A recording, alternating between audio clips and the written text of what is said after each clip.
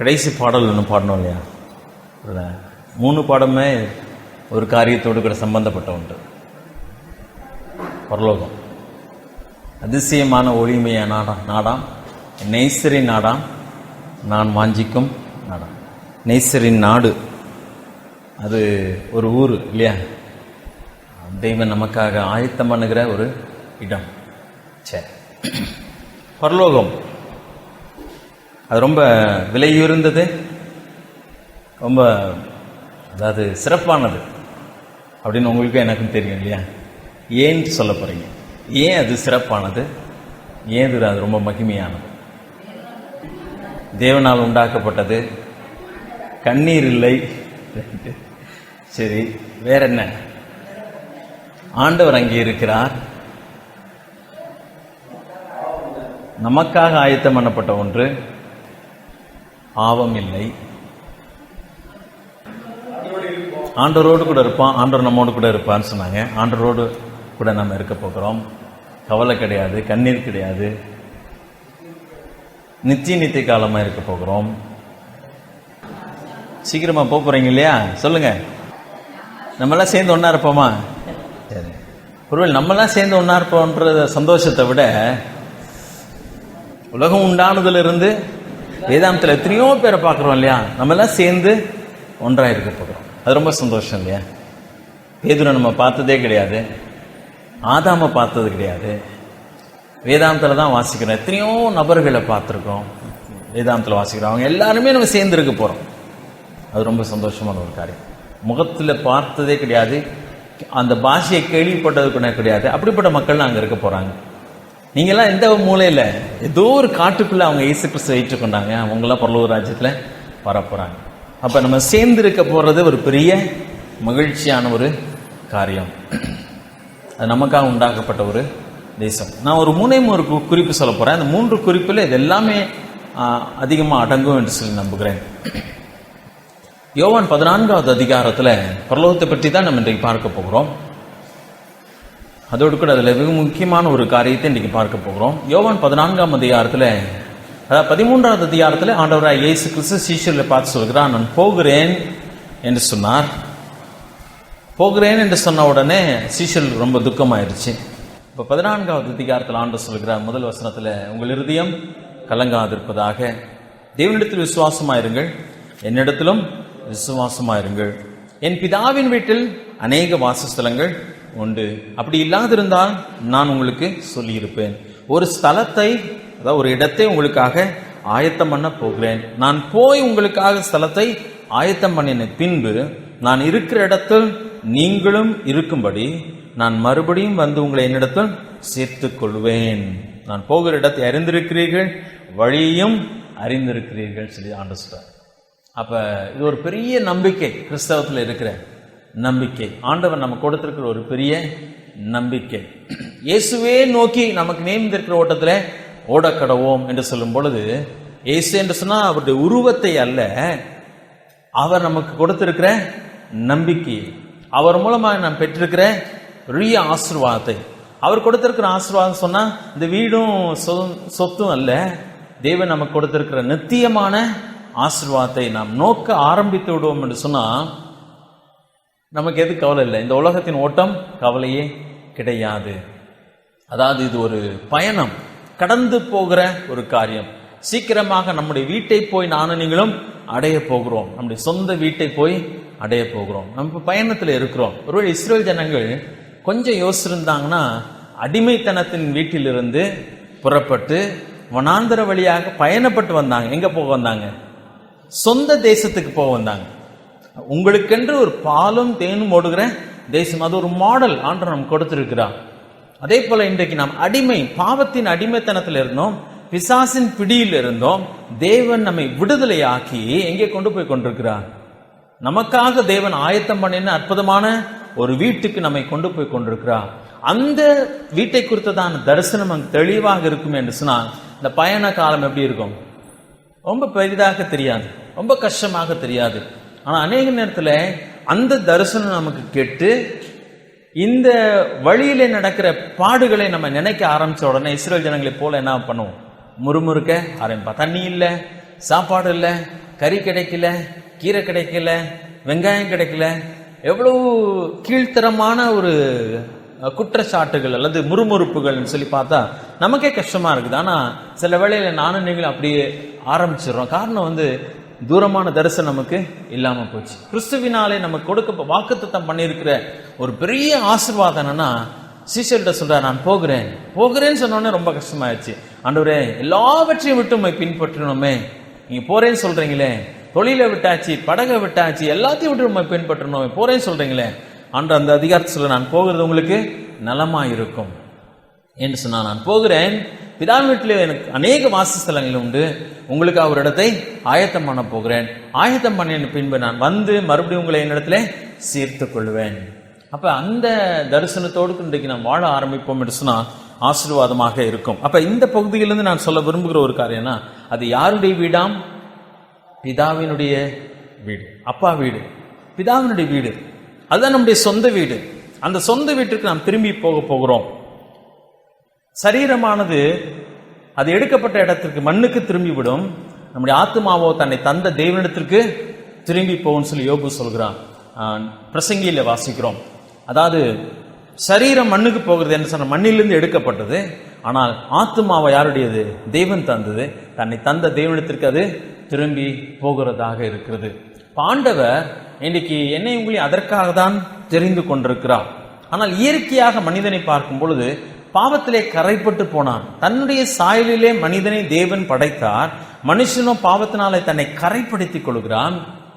ஆனால் தான் தேவன் இந்த உலகத்துல மனுஷனாக வந்து நம்மை மீண்டுமாக அவருடைய பிள்ளையாய் சேர்க்கும்படியா இந்த உலகத்திலே பெரிய காரியத்தை செஞ்சிருக்கிறார். இன்னைக்கு அதான் எனக்கு உங்களுக்கு கிடைத்த ஒரு காரியம்.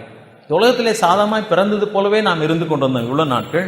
ஆனா இப்பொழுது இயேசு கிறிஸ்துக்குள்ளாக வந்தபடியினால நமக்கு என்ன கிடைச்சதுன்னா, மீண்டுமாக நம்முடைய பிதாவோடு கூட நமக்கு ஐக்கியம் கிடையாது. தேவனோடு கூட ஒரு ஐக்கியம் ஏற்பட்டது. நமக்கு ஒரு பெரிய நம்பிக்கை உண்டு. இல்லைன்னா என்ன நம்பிக்கை? ஏதோ நல்ல வேலை கிடைச்சிச்சுன்னா சம்பாதிக்கிறோம், சாப்பிட்றோம், ஏதோ பொருளை சேர்க்கிறோம், பிள்ளைகளுக்கு சேர்த்து வைக்கிறோம், கடந்து போயிட்டே இருக்கோம். காரியங்களாம் நடந்துச்சுன்னா ஒரு திருப்தியா போயிட்டே இருக்கும். இவ்வளவுதான் உலகத்தினுடைய நம்பிக்கை. கண்ணை மூடுனானா அதுக்கு மேல நம்பிக்கை அவனுக்கு இல்லை. நம்முடைய நம்பிக்கையோ இங்கே கிடையாது, வேறொரு இடத்துல இருக்கிறது. இங்கே வேதத்தில் வாசிக்கும் பொழுது நம்முடைய குடியிருப்போ பரலோகத்திலே இருக்கிறது.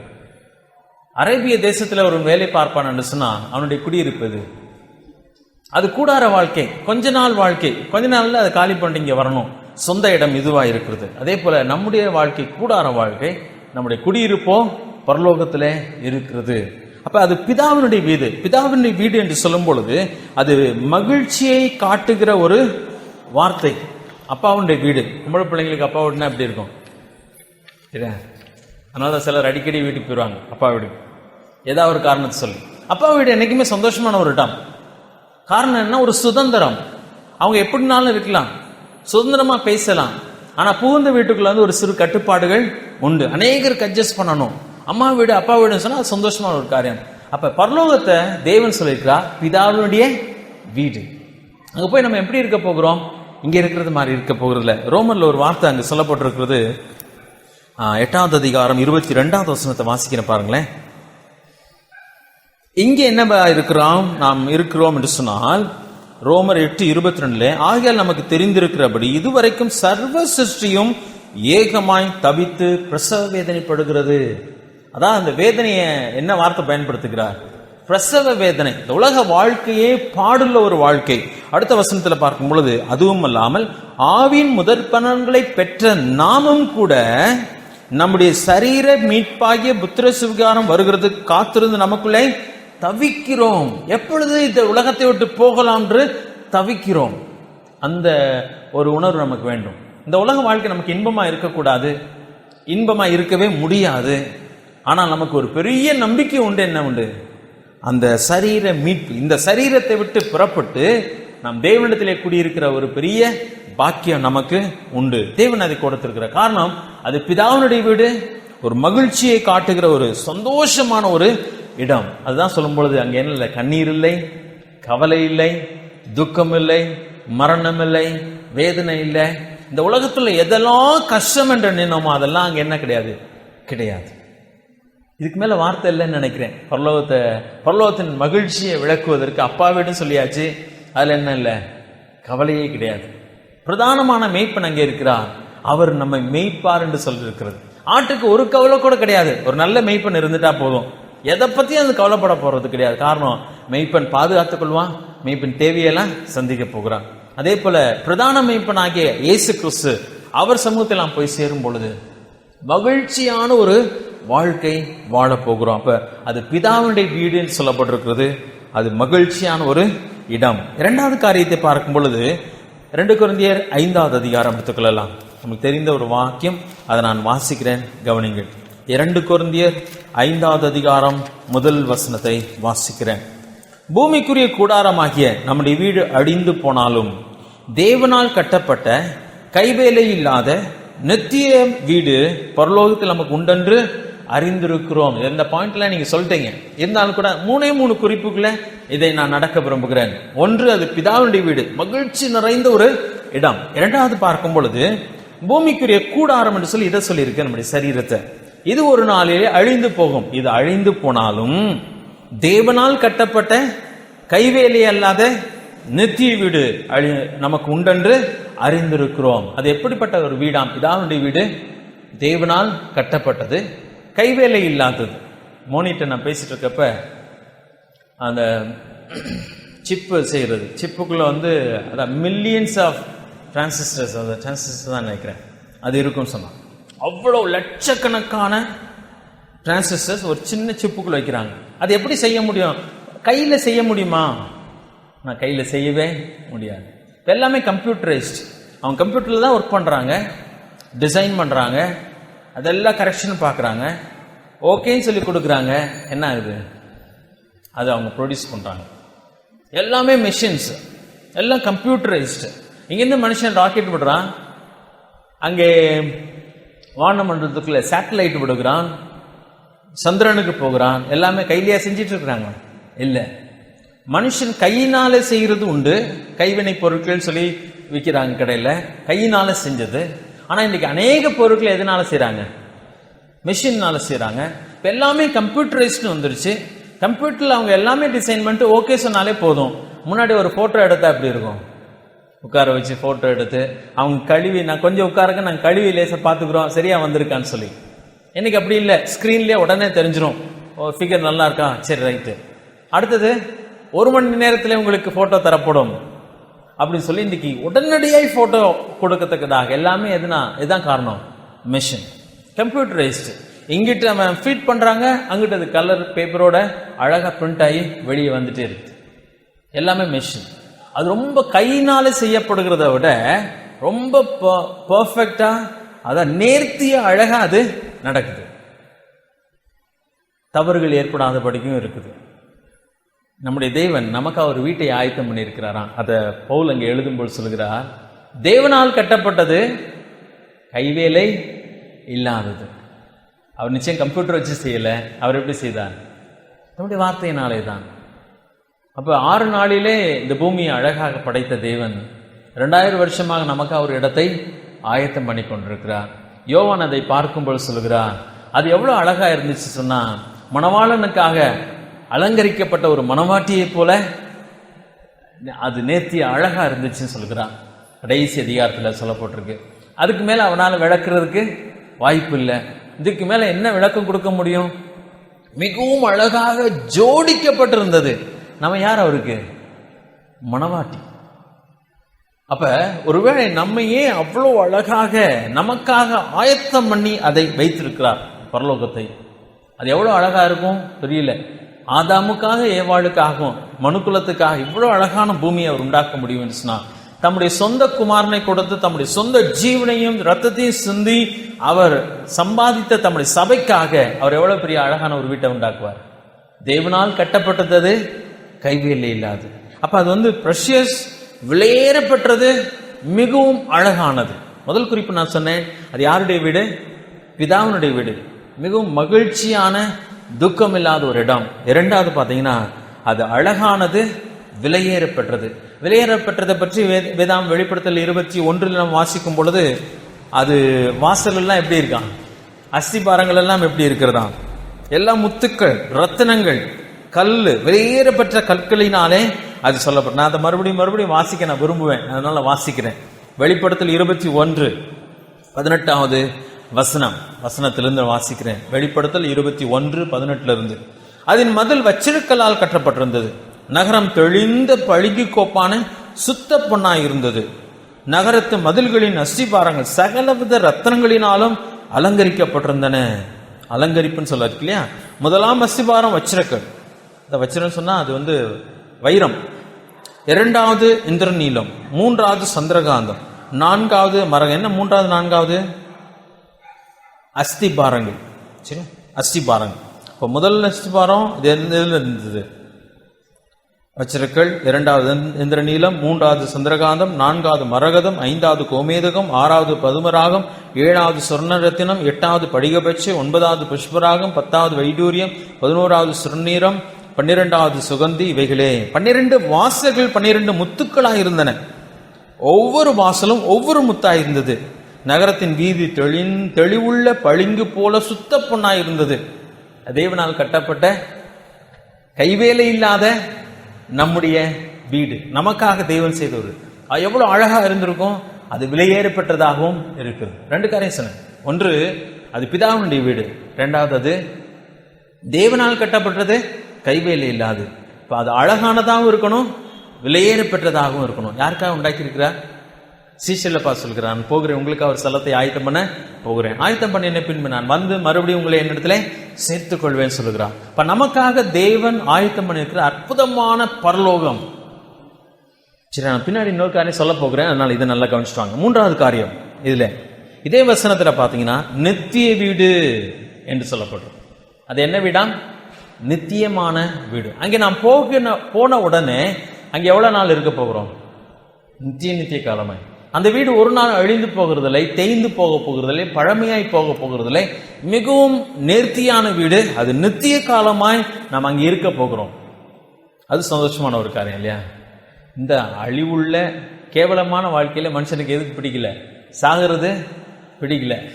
இதுலயே தான் இருக்கணும்னு சொல்லி விரும்புகிறான் இல்லையா? ஒரு நல்ல வேலை கிடைச்சிச்சுன்னா, நல்ல பதவி கிடைச்சிச்சுன்னா இதுல இருக்குன்னு சொல்லி. வாலிப பிராயத்தை விட்டு கொஞ்சம் வயசாகிறதுக்கு மனுஷனுக்கு விருப்பம் இல்லை. உங்க வயசு என்னன்னு கேட்டா சொல்றதுக்கு நிறைய பேருக்கு ஆசை கிடையாது. ஏன்னா வயசாயிடுச்சுன்னு யாரும் நினைக்க கூடாதுன்னு சொல்லி ஒரு உணர்வு எல்லாருக்குமே இருக்குது. அது இயற்கையான ஒரு காரியம். இந்த அழிவுள்ள வாழ்க்கையில இருந்துக்கிட்டு இந்த கஷ்டமான வாழ்க்கையிலேயே நம்ம இருக்கணும்னு விரும்பினா அங்க போய் இருக்கணும் விரும்புமா, இருக்க மாட்டோமா? அது நிச்சயமான வீடு. அதான் சொல்லப்படுறது.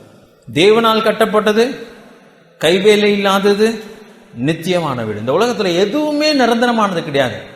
குழந்தை பிறக்கிறது, வளர்றது, அப்புறம் மறுபடியும் வயதாய் மரித்து போகிறான். ஒரு பொருள் செய்யப்படுகிறது, அது தேய்ந்து போகிறது, பழமையாய் போகிறது. எல்லாமே மாறிக்கொண்டே இருக்கிறது. ஆனால் தேவன் நமக்காய் கட்டுகிற வீடு எப்படிப்பட்ட வீடாம்? விலையேறு பெற்றது மட்டுமல்ல, அது நித்தியமான ஒரு வீடாக இருக்கிறது. நீங்க சொன்ன எல்லா பாயிண்ட்டுமே இந்த 3க்குள்ள அடங்கும்னு சொல்லி நினைக்கிறேன். அது சந்தோஷமான வீடு, அதோடு கூட தேவன் கட்டின விலையேற பெற்ற வீடு, அது நித்தியமான ஒரு வீடு. நிரந்தரமா அங்க இருக்க போகிறோம். இங்கே என்னையும் உங்களையும் கொண்டு போறதுக்காக தான் இயேசு கிறிஸ்து ஜீவனையே கொடுக்க இந்த பூமியில மனிதனாய் பிறந்தான். அவருக்கு மட்டும்தான் பரலோகம் எவ்வளவு சந்தோஷமான இடம்ன்றது தெரியும். அவருக்கு மட்டும்தான் நரகம் எவ்வளவு கொடூரமான இடம்ன்றது தெரியும். நரகத்தை பத்தி வாசிக்கும் போது அது அக்னி கடல், கந்தகம் அக்னியும் எரிகிற அக்னி கடல். அக்னி அவியாது, புழு சாகாது, பற்கடிப்பும் வேதனையும் இருக்கும். அதுவும் அழிஞ்சு போறதா? நிரந்தரமானது. 1000 வருஷம், லட்சக்கணக்கான வருஷம், கோடி கோடி வருஷங்கள், முடிவே கிடையாது. அதனுடைய பயங்கரத்தை நம்மளால கற்பனை பண்ணி கூட பார்க்க முடியல. ஆனா ஒருவருக்கு மட்டும் தெரியும், நரகம் பயங்கரமான இடம் சொல்லி. அந்த மனுஷனுக்காக அவன் உண்டாக்கவே இல்லை, பிசாசுக்காக அவனுடைய தூதனுக்காக உண்டாக்கினான். மனுஷன் பிசாசையும் பாவத்தையும் பின்பற்றி போறதுனால அவனுடைய முடிவு எங்க இருக்குது? நரகத்துல போகுது. ஆனா தேவன் நம்ம மேல அன்பு வைத்தபடினாலே நம்ம நரகத்துக்கு போய்விடக்கூடாது என்பதற்காக, நம்முடைய பாவத்தை கழுவி மீண்டுமாய் பரலோகத்திலே சேர்ப்பதற்காக தன் சொந்த குமாரன் இந்த உலகத்தில் அனுப்பினார். தாமே மனிதனாக இந்த உலகத்தில் வந்து தம் ஜீவனை நமக்காக கொடுத்தார். அத கடவுள், நம்மை படைத்த தெய்வம் நமக்காக அற்பமான முறையிலே சாகணும் சொன்னா அவர் எவ்வளவு சீரியஸா அதை யோசிச்சிருக்கணும் இல்லையா? ரொம்ப முக்கியமானது. ஏன்னு சொன்னா, அது ஒரு முறை ஒருவன் மரணத்துக்கு போய்விட்டால் அதுக்கப்புறம் அவனுக்கு திரும்பி வரக்கூடிய வாய்ப்பே கிடையாது. அங்கே போய் ஆண்டவரே என்னை மன்னிச்சிருங்க, என்னை பரலோகத்தில் சேர்த்துக்கோங்க சொல்லி அவன் எவ்வளவு கதறினாலும் அதற்கப்புறம் அவனுக்கு மீட்பே கிடையாது. அதனால்தான் இந்த கிருபையின் காலத்தை நம்ம ரட்சிக்கப்படக்கூடிய இந்த உலகத்தின் நாட்களை கூட்டி கொடுத்துக்கிட்டே வருகிறார் உலகத்தின் மக்களுக்கு. சரி, ஒரு பகுதியை நம்ம வாசிக்க போறோம். அதான் உண்மையான இன்றைக்கு நாம் பார்க்க போகிற ஒரு பகுதி. மத்தேயு எழுதின சுவிசேஷம் 13வது அதிகாரம். மத்தேயு 13வது அதிகாரம் 44ஆம் வசனத்தை நான் வாசிக்கிறேன், கவனிங்க. இதான் நாம் உண்மையாக பார்க்க போகிற ஒரு பகுதி. மத்தேயு 13:44. அன்றியும் பரலோக ராஜ்யம் நிலத்தில் புதைந்திருக்கிற பொக்கிஷத்துக்கு ஒப்பாயிருக்கிறது. அதை ஒரு மனுஷன் கண்டு மறைத்து அதை பற்றிய சந்தோஷத்தினாலே போய் தனக்கு உண்டான எல்லாவற்றையும் விற்று அந்த நிலத்தை கொள்ளுகிறான். பரலோக ராஜ்யத்தை ஆண்டு நமக்கு கொஞ்சம் விளக்கி சொல்லணும்னு சொல்லி விரும்புகிறான். விளக்கி சொல்லணும்னு சொல்லி விரும்புகிறப்ப அதுக்கு அதை விளக்குறதுக்காக ஒரு ஓமையை சொல்லுகிறார், ஒரு கதையை சொல்லுகிறார். அவர் சொல்லுகிறார், ஒப்பிடுகிறார். எதோடு கூட ஒப்பிடுகிறாராம்? பரலோக ராஜ்யம் நிலத்தில் புதைந்திருக்கிற பொக்கிஷத்துக்கு ஒப்பாயிருக்கிறது என்று சொல்லுகிறார். பரலோக ராஜ்யம் எப்படி இருக்குதா? நிலத்தில் புதைந்திருக்கிற பொக்கிஷத்துக்கு ஒப்பாயிருக்கிறது. ஒன்று சொல்லுகிறார், அது பொக்கிஷம் என்று சொல்லுகிறார். பொக்கிஷம் விலை ஒரு 10 ரூபா கீழே கடந்து கிடத்தாலே அது பெரிய பொக்கிஷன்லாம் சொல்ல மாட்டோம். பொக்கிஷன் சொன்னா என்ன அர்த்தம்? ஒரு புதையல், நிலத்துல புதைந்திருக்கிற ஒரு புதையல். எத்தனையோ 100 ஆண்டுகளுக்கு முன்பதாக ஒரு ராஜா புதைச்சு வைத்ததை இன்றைக்கு போய் ஒரு நிலத்துல கண்டுபிடித்து அது புதையல். புதையல் சொன்னா 100 ரூபா கிடைச்சா அது புதையல் கிடையாது. சரிதா, கீழே விழுந்துட்டு கூட என்ன புதையல் கிடைச்சிச்சான்னு கேட்போம். ஆனா புதையல் என்று சொன்னா நமக்கு என்ன அர்த்தம்? அது விலையேற பெற்றது, அந்த விலை மதிக்க முடியாத அவ்வளவு விலை உயர்ந்ததான் உண்மையான புதையல். ஆண்டு சொல்லுகிறார், பரலோக ராஜ்யம் எப்படிப்பட்டதான்? புதையலை போன்ற ஒன்று. அது மாத்திரம் இல்லை, இன்னொரு காரியம் சொல்லுகிறார், அது என்னவாம்?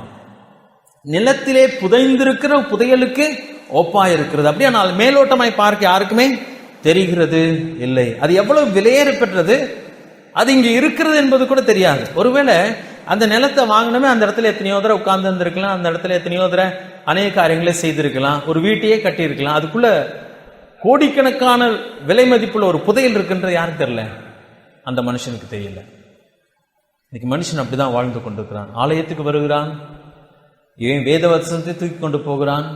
இயேசுவை பத்தி தெரியும், இயேசுடைய பாட்டை கூட அவங்க பாடலாம். ஆனா அவர்கிட்ட தான் அந்த நித்தியமான ஒரு புதையல் ஒன்று உண்டு என்பது யாருக்கும் தெரிகிறது இல்லை. எனக்கு உங்களுக்கு ஆண்டவர் அதை வெளிப்படுத்தி இருக்கிறார், கண்டிருக்கிறோம். உண்மைதானே? நம்ம பார்த்திருக்கிறோம். இயேசு கிறிஸ்துவின் மூலமாக. இயேசு கிறிஸ்து ஒருவேளை எப்படி பார்த்தாங்க அன்றைக்கு இருந்தவங்க? மரியாளின் குமாரன், தச்சனுடைய குமாரன், நானே அவர் என்று நீங்கள் அறியவில்லை என்று சொன்னால் நீங்கள் பாவத்திலே சாவீர்கள் சொல்லி அவங்கள பார்த்து ஆண்டவர் சொன்னார். அவரை என்ன எப்படி பார்த்தாங்க? சாதாரணமா தச்சனுடைய குமாரன், மாட்டுத் தொழுவத்திலே பிறந்தவர். இன்றைக்கு அநேகர் நினைக்கிற காரியம், ஏழைகள், அதாவது பாமர மக்கள், படிக்காதவர்கள் அல்லது கீழ் ஜாதி மக்கள் சொல்லி அவங்கள நினைத்துக் கொள்கிற சில மக்கள் பின்பற்றுகிற தெய்வம் சொல்லி எண்ணிக்கொண்டிருக்கிறார். அவருக்குள்ளே எத்தனை விலை உயர்ந்த ஒரு புதையல் உண்டு என்பது யாருக்கும் தெரியாது. நான் ஜீவனை கொடுக்க வந்தேன், அது பரிபூர்ணப்படவும் வந்தேன். என்னை என் வசனத்தை கேட்டு என்னை விசுவாசிக்கிறவன் என்னை அனுப்பினவரை விசுவாசிக்கிறான், அவர் மரணத்தை விட்டு நீங்கி ஜீவனுக்கு உட்பட்டிருக்கிறான். அவருக்குள்ள என்ன இருக்கிறது? நித்திய ஜீவன் உண்டு. ஆண்டு சொல்கிறார், பரலோக ராஜ்யம் எப்படிப்பட்டதா இருக்கிறதாம்? ஒரு நிலத்திலே புதைந்திருக்கிற புதையலுக்கு ஒப்பாய் இருக்கிறது. நீங்களும் நானும் கண்டுபிடிச்சிட்டோமா? இந்த புதையலை கண்டுபிடிச்சிருக்கிறோம். சரி, அப்ப நல்ல கவனிங்க. இயேசு கிறிஸ்து மூலமாக நமக்கு தேவன் ஒரு பெரிய பொக்கிஷத்தை நமக்கு காட்டியிருக்கிறார். அந்த புதையலை விலை கொடுத்து வாங்க முடியாது, விலை கொடுத்து வாங்க முடியாது. அது அவ்வளவு விலையேற பெற்ற ஒன்று. அதுதான் உண்மையான புதையல்.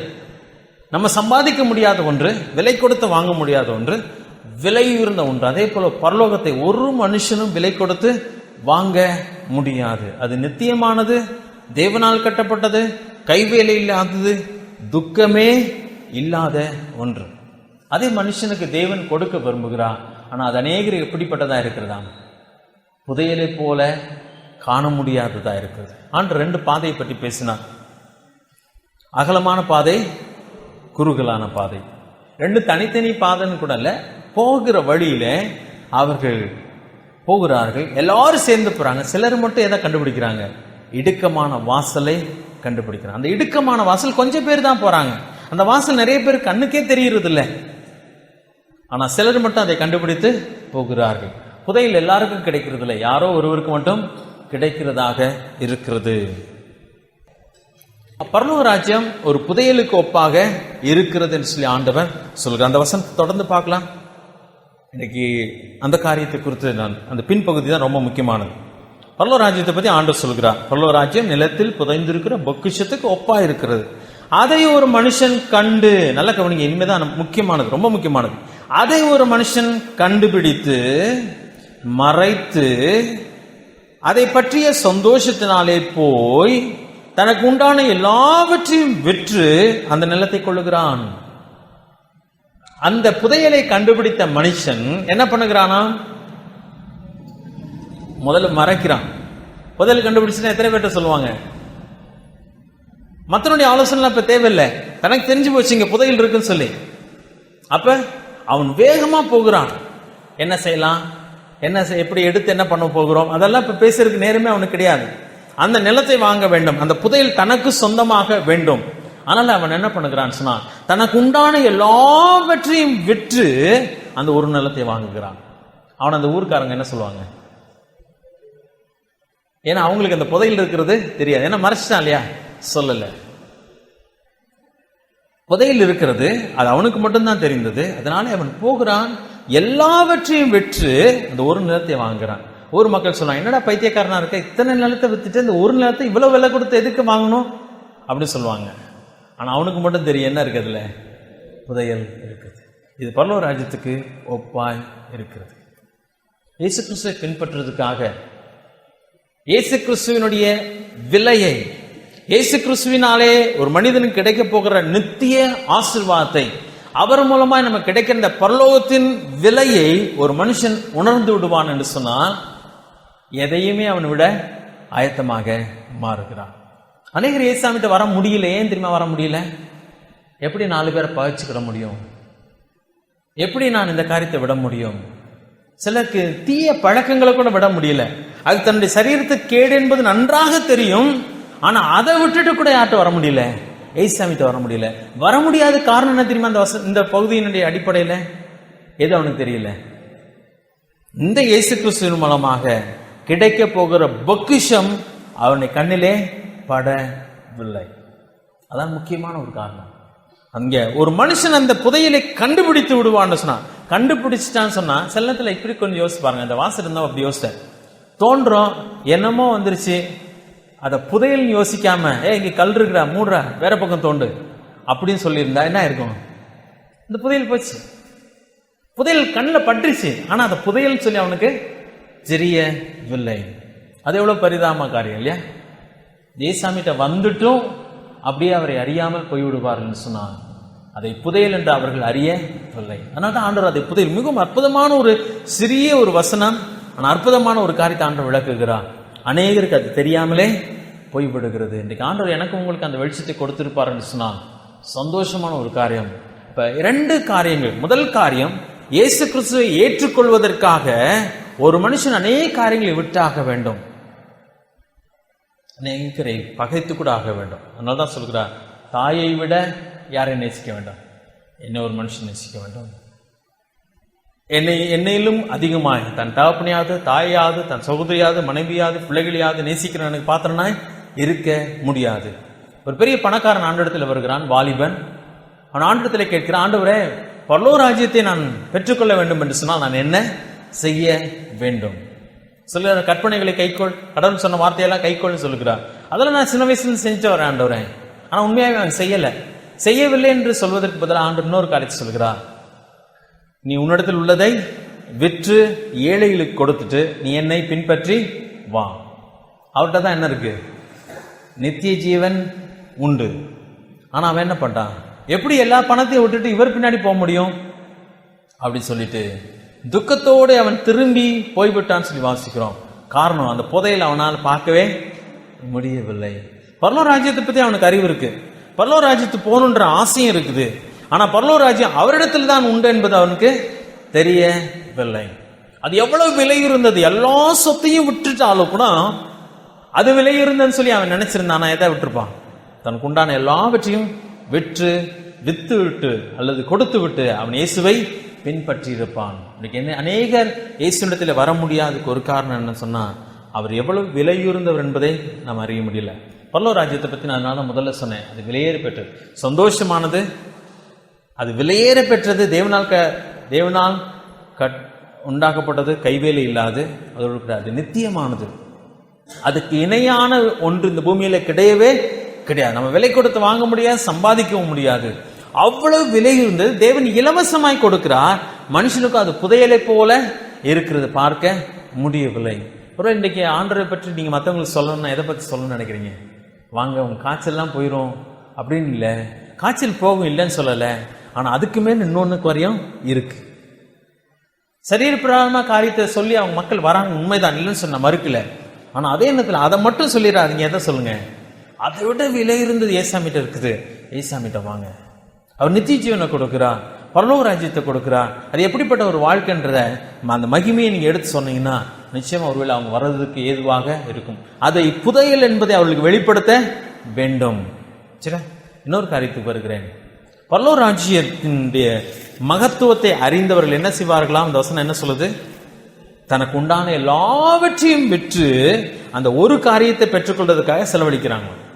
தனக்கு உண்டான எல்லாவற்றையும் விற்று அந்த ஒரு நிலத்தை வாங்குகிறானா. நம்ம உண்மையாகவே ஆண்டவரை அறிந்தவர்கள், ஆண்டோடைய அந்த பொக்கிஷத்தை அறிந்தவர்கள் என்று சொன்னால் அதற்காக நமக்கு உண்டான எல்லாவற்றையும் செலவழிக்க கூட ஆயத்தமாக இருப்போம். நம்முடைய வாழ்க்கை, நம்முடைய நேரம், நம்முடைய தாளந்துகள், நமக்கு உண்டான எல்லாவற்றையும் எதற்காக விட்டுக் கொடுக்க முடியும்? தேவனுடைய ஆசீர்வாதத்துக்காக.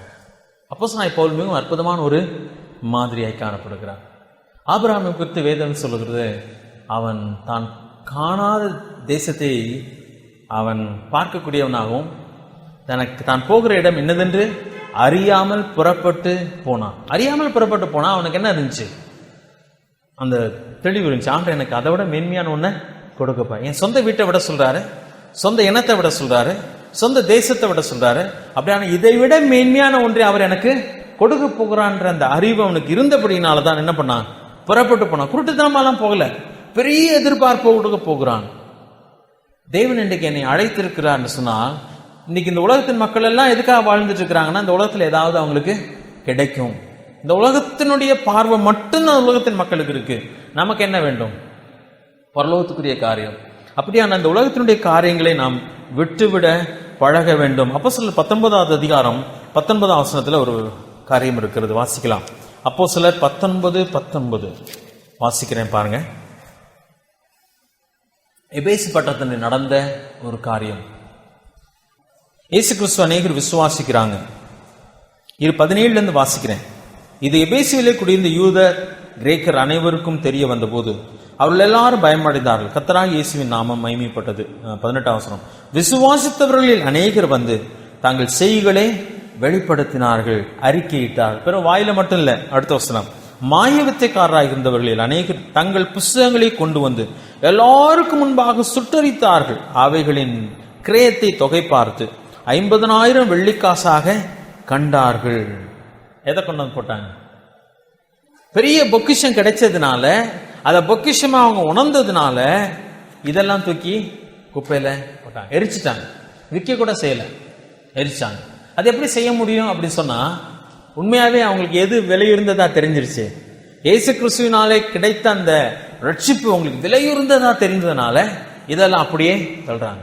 இன்னைக்கு சிறு பாவங்கள் கூட சில விசுவாசிகளால் விட முடியல, சீரியலை பார்க்காம இருக்க முடியல, சினிமா சிலரால விட முடியல. விசுவாசிகளை சொல்லுகிறேன், சினிமா விட முடியல, சில தீய பழக்கங்களை விட முடியல. காரணம் என்ன தெரியுமா? தேவனால நமக்கு கிடைக்கிற பெரிய ஆசீர்வாதத்தை விட எது இன்பமா தெரியுது, எது விலை இருந்ததா தெரியுது? அல்லது தேவன் நமக்கு கொடுத்துற அந்த ஆசீர்வாதம் மிகவும் விலையுறந்தது என்பது நமக்கு தெரியாத புதைப்பொருளா இன்றைக்கு நமக்கு இருக்கிறது. ஆனா அப்போஸ்தலனாகிய பவுலுடைய வாழ்க்கையில பார்க்கும்பொழுது, கிறிஸ்துவை அறிகிற அறிவின் மேன்மைக்காக எல்லாவற்றையும் நஷ்டம் என்றும் குப்பையுமாக எண்ணுகிறேன். ஏன்? அது விலையுறந்ததாக அவருக்கு தெரிந்தபடினாலே. அதான் நம்ம பார்க்கிறோம். பேதுரு சொல்லுகிறார் ஆண்டவரிடத்தில், ஆண்டவரே எல்லாவற்றையும் விட்டு உம்மை பின்பற்றினோமே, எங்களுக்கு என்ன கிடைக்கும்? எல்லாவற்றையும் விட்டு இயேசுவை பின்பற்றினார்கள். அது ஒரு வாழ்க்கை. ஏன் விட்டாங்க? அதை விட விலை இருந்தது வரை பின்பற்றினால் எனக்கு உண்டு, லாபம் உண்டு, ஆசீர்வாதம் உண்டு என்று சொல்லி அவங்க நம்பினபடியினாலே பின்பற்றினார். நமக்கு ஒரே ஒரு வாழ்க்கை தான் இருக்கு, ஒரே ஒரு வாழ்க்கை. எதுக்காக செலவழிக்க போகிறோம்? காலமெல்லாம் பணம் சம்பாதிக்கிறதுக்காகவா, சேர்த்து வைக்கிறதுக்காகவா? இன்னைக்கு நகை வாங்குறது ஒரு பைத்தியமா இருக்கு. காலையில் ஒரு நகை கடை ஆரம்பிச்சிருக்காங்க. அந்த கடையில் இருக்கிற கூட்டத்தை பார்த்தா எனக்கு ஒரு மாதிரி இருக்கு. என்னடா இன்னும் நாங்கள் இருக்கேன் டவுனுக்குள்ள இப்போ புதுசாக ஆரம்பிச்சது அழுக்காசு. என் பெரிய அழுக்கு பிடிச்சது போல. அழுக்காசு, அழுக்காசா? எனக்கு ரொம்ப அழுக்காசுன்னு தெரியுது. சரி, பயங்கரமான கூட்டம். அந்த இடத்துக்கு போனாலே ரோடே பிரகாசமா இருக்குது.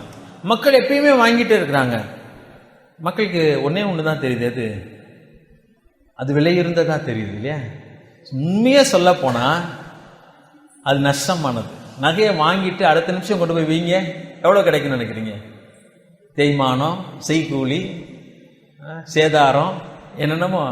ஒரு தடவை போயிட்டு பைத்தியக்காரனான மாதிரி ஆயிடுச்சு. ஆஹா, இது எனக்கு கிறுக்குத்தனமா இருக்கு, இது நம்ம இடமே கிடையாதுன்ற மாதிரி ஆயிடுச்சு. ஒரு மாதிரி ஆயிடுச்சு. அது பயங்கர நஷ்டம். நிறைய நகை வாங்கிட்டீங்கன்னா கழுத்துலயா போட்டிருக்கீங்க? எங்க போட்டிருக்கோம் வச்சிருக்காங்க நிறைய பேர். லாக்கர், அதுக்கு சார்ஜ் வேற கொடுக்கணும், வருஷத்துக்கு இவ்வளோ கட்டணும்.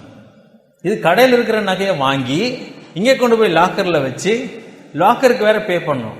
லாபம் கிடையாது. நான் சொல்ல வருகிறேன் சொன்னா, அது ஆதாயம் என்று எண்ணுகிறாங்க. ஆனா அது ஆதாயமே கிடையாது, நஷ்டம். அதுக்கு பதில் வேற ஏதாவது செய்யலாம்.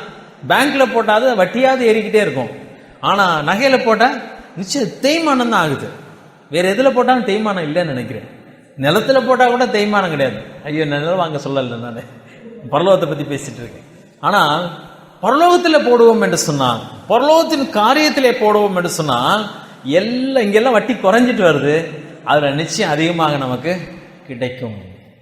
எல்லாவற்றையும் விட்டு நாங்கள் உண்மை பின்பற்றினோம், எங்களுக்கு என்ன கிடைக்கும்? எத்தனை % வட்டின்னு சொன்னாரு? 100%, 100 மடங்கு உங்களுக்கு கிடைக்கும் சில ஆண்டவர் சொல்லுகிறேன். நம்ப முடியல, நீங்க நம்பி செய்து பாருங்களேன். ஆபிரகாம் கிடைத்த வட்டி எவ்வளவுன்னு நினைக்கிறீங்க? ஒரு பிள்ளை ஈசாக்கு பிறந்தான், அவனுக்கு 2 பிள்ளைங்க தான் பிறந்தாங்க. ஆனா இன்றைக்கு அவனுடைய பிள்ளைங்க எவ்வளவு பேர் இருக்காங்க இந்த பூமியில? எத்தனை சதவீதம் நினைக்கிறீங்க? அது 100க்கு மேல தான் நினைக்கிறேன். ஆண்டவர் நாம் நினைக்கிறதுக்கும் கேட்கிறதுக்கும் அதிகமாய் செய்கிற தேவன்.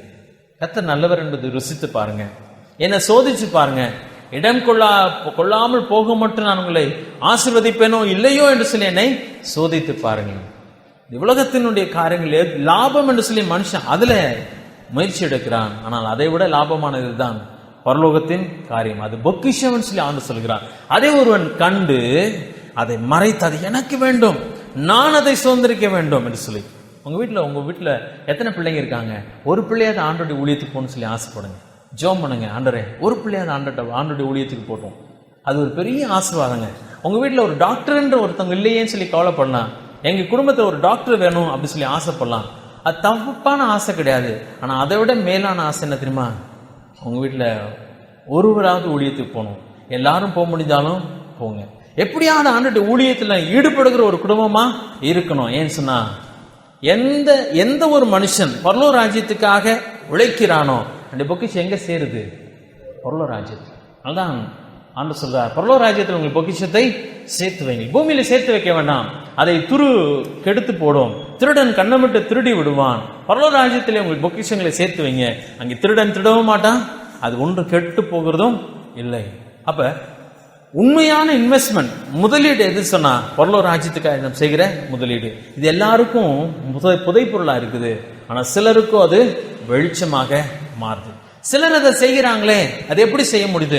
தங்கள் வாழ்க்கையே அர்ப்பணிச்சிருக்கிறாங்களே.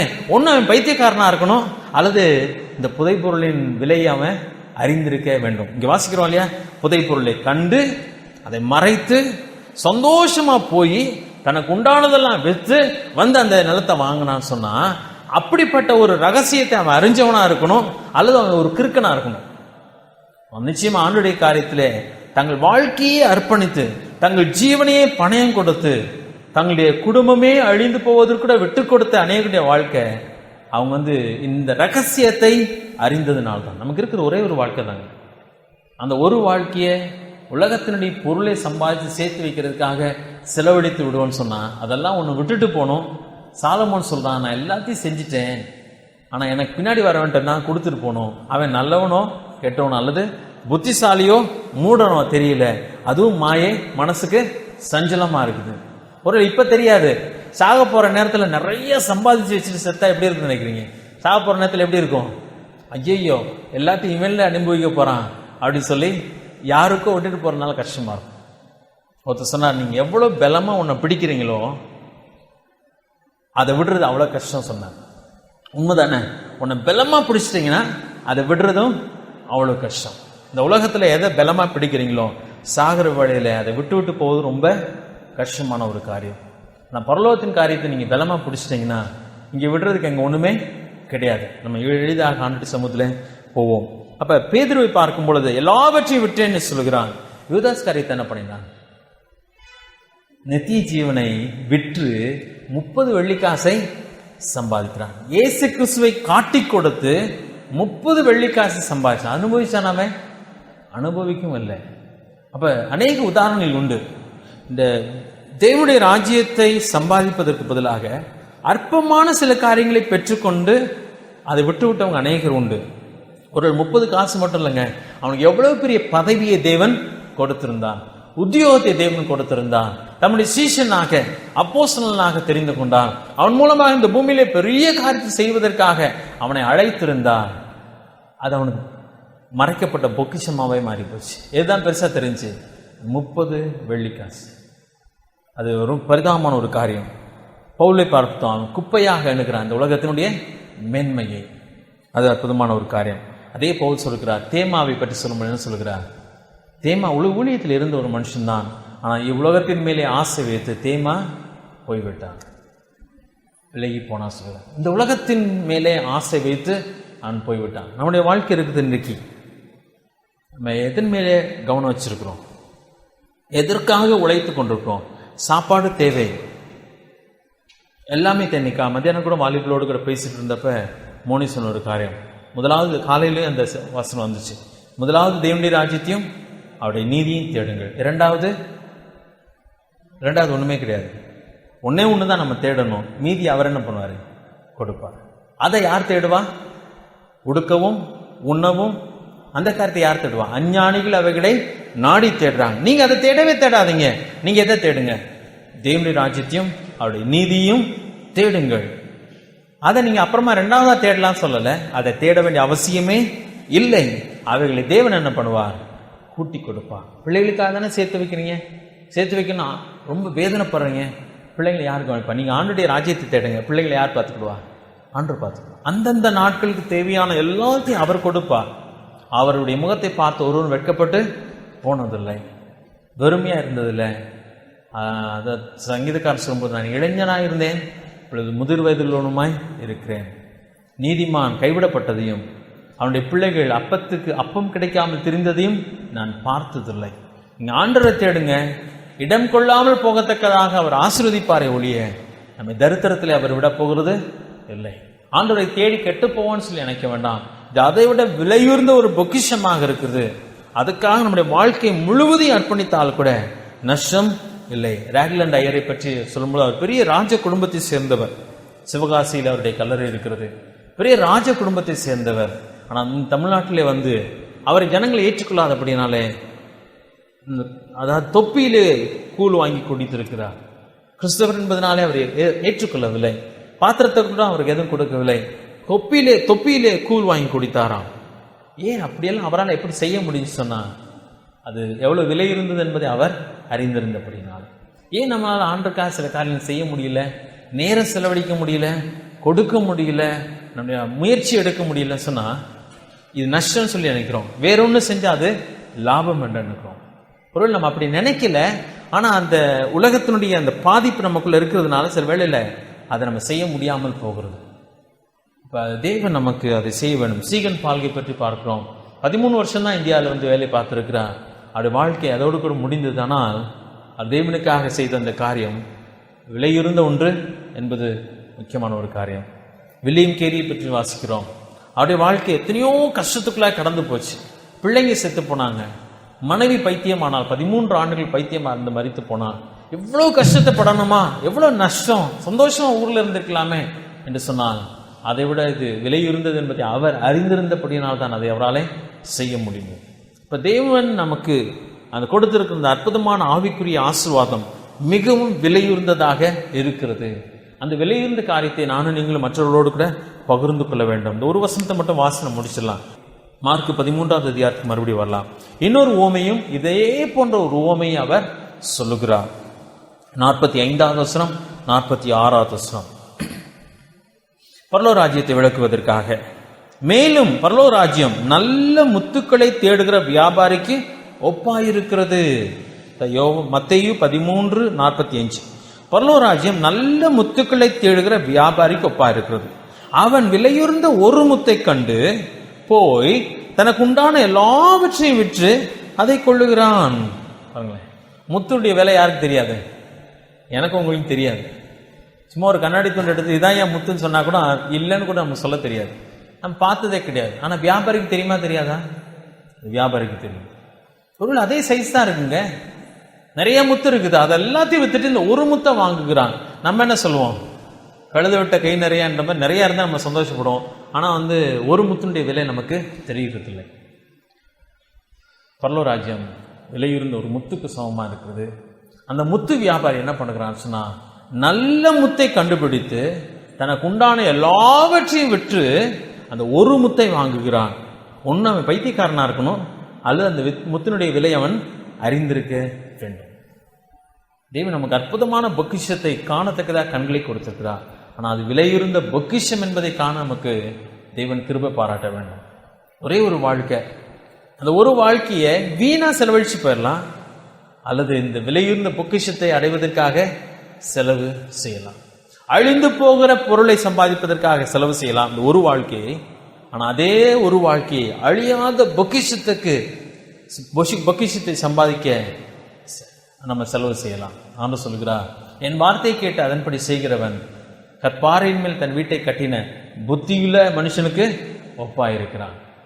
ஆண்டுடைய வார்த்தை நமக்கு தெளிவாக சொல்கிறதுனால, ஆண்டவரே இன்னும் அதிகமான வெளிச்சத்தை எனக்கு தாங்க, பரலோக ராஜ்யத்தை பற்றி தானே அந்த மதிப்பை நான் உணர எனக்கு கிருபை தாங்க, அது எவ்வளவு விலையுறந்தது என்பதை உணர எனக்கு கிருபை தாங்க. இந்த ஒரு வாழ்க்கையை அதற்காக செலவழிக்கக்கூடிய ஒரு பெரிய கிருபை எனக்கு தாங்கன்னு சொல்லி ஆண்டுகிட்ட கேட்டுட்டே இருப்போம். ஒரு இன்னைக்கு நமக்கு அது முழுமையாக விளங்காட்டினா கூட ஆண்டுகிட்ட கேட்போம் என்று சொன்னால் நிச்சயமா அந்த வெளிச்சத்தை நமக்கு கொடுப்பார். பவுல் அதை செய்ய முடிஞ்சு, வாழ்க்கை முழுசு ஆண்டுக்காக கொடுக்க முடிஞ்சு. திருமணத்தை பற்றி கூட அவர் அவர் அதை பற்றி கவலைப்படவில்லை. தன் வாழ்க்கை முழுவதையும் செலவு பண்ணப்படவும் அவர் கொடுக்கிறார். காரணம், அது விலையுறந்தது என்பதை அறிந்திருக்கிறார். நான் தேகத்தை விட்டு குடிப்போவும் கத்திடத்தில் குடியிருக்கவும் விரும்புகிறேன்னு சொல்லி அந்த பரலோக வாழ்க்கையை பற்றி அவர் அதிகமாக அறிந்திருந்தார் என்பதில் சந்தேகமே கிடையாது. அதனால தேவன் நமக்கு அந்த வெளிச்சத்தை கொடுக்க முடியாது. ஜெபம் செய்வோம். அதோடு கூட அதை அறிந்த நாம் அதற்காக எதையும் செலவு செய்ய ஆயத்தமாக இருப்போம். ஜெபம் செய்யலாமா? கண்களை மூடலாம். எங்களை நேசிக்க நல்ல ஆண்டவரே, இந்த வார்த்தைகளை தான் நினைச்சுக்கிறோம். பரலோக ராஜ்யத்தினுடைய மகத்துவத்தை, அந்த மதிப்பை, விலையை நாங்கள் ஒரு நிமிஷம் நாங்கள் தியானிக்க எங்களுக்கு கிருபை கொடுத்தீரே. ஒரு அற்புதமான சிறிய ஓமை மூலமாக எத்தனை அற்புதமான ஒரு சத்தியத்தை எங்களுக்கு வெளிப்படுத்தியிருக்கிறபடினால் நமக்கு நன்றி செலுத்துகிறோம். பரலோக ராஜ்யத்தை பற்றி நாங்கள் அறிந்திருந்தால் கூட அந்த விலையை நாங்கள் இன்னும் உணரவில்லை. அது இந்த விலையை நாங்கள் சரியாக உணராதபடியினாலே அதற்காக எங்கள் வாழ்க்கையை செலவழிக்க தைரியமற்றவர்களாக இருக்கிறோம். நஷ்டமாய் போய்விடுமோன்னு சொல்லி அஞ்சுகிறோம். இன்னும் எங்களுக்கு அதிகமான வெளிச்சத்தை தாரும். எத்தனை விலையுறந்த ஒரு பொக்கிஷத்தை எங்கள் கையிலே கொடுத்திருக்கிறீர். அதற்காக எங்கள் வாழ்க்கை முழுவதையும் நாங்கள் அர்ப்பணித்தால் கூட அதை விட அது விலையுறந்தது என்பதை நாங்கள் உணர எங்களுக்கு கிருபித்தார். பரலோகத்தில் எங்களுக்கு விலையுறந்த ஒரு பொக்கிஷத்தை எங்களுக்காக வைத்திருக்கிறீரே, அதை நாங்கள் எண்ணி எங்கள் வாழ்க்கையை அப்படியே அர்ப்பணிக்க எங்களுக்கு கிருபித்தார். உலகத்தினுடைய பொருளுக்காகவோ வேற எந்த காரியத்துக்காகவோ நாங்கள் எங்கள் வாழ்க்கையை செலவழித்தால் அது லாபம் அல்ல என்பதையும் உணர எங்களுக்கு கிருபித்தார். தர்மையான வார்த்தைக்காக நன்றி செலுத்துகிறோம். தொடர்ந்து வசனம் எங்களுக்கு பிரயோஜனமாக இருக்கும். அந்த தேவனுடைய பிள்ளைகள் ஒவ்வொருவரையும் நாமே ஆசீர்வதியும். எல்லாவற்றையும் மீட்பு ரட்சிக்கிறோமா இயேசு கிறிஸ்துவின் நாமத்தில் கேட்கும் நல்ல பிதாவே, ஆமென். என் ஆத்துமாவே கர்த்தரை ஸ்தோத்திரி, என் முழுவதுமே பரிசுத்த நாமத்தை ஸ்தோத்திரம். என் ஆத்மாவே கர்த்தரை ஸ்தோத்திரம். அவர் செய்த சகல உபகாரங்களையும் மறவாதே. ஆமென்.